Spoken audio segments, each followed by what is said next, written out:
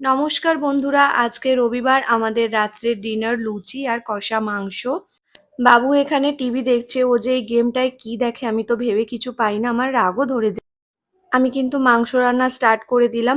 গুলো ভেজে নিয়ে গোটা গরম মশলা, পেঁয়াজ, টমেটো দিয়ে আদা রসুন পেস্টটা কিন্তু দিয়ে দিলাম, কেননা বাপি এইভাবেই রান্না করতে আমায় শিখিয়েছে, মানে আমার শ্বশুর মশাই।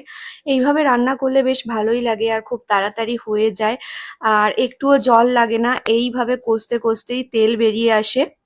লুচি মাংস খেতে আমার তো দারুণ লাগে, আমাদের বাড়ির সবাই ভালোবাসে, আর মা তো মাংস খাই না।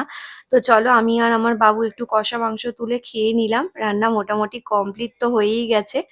আজকে আর ছাঁকা তেলে পরোটাটা ভাজছি না, কেননা যেহেতু মাংস হয়েছে একটু ভেজে পরোটা করছি, এটা খেতে খুবই ভালো লাগে। আমার তো রান্না একদম রেডি হয়ে গেছে, আমি এবার বাপিকে খেতে দেবো। মাংসটা দেখতে কেমন হয়েছে তোমরা কিন্তু অবশ্যই কমেন্ট করে জানিও। টাটা।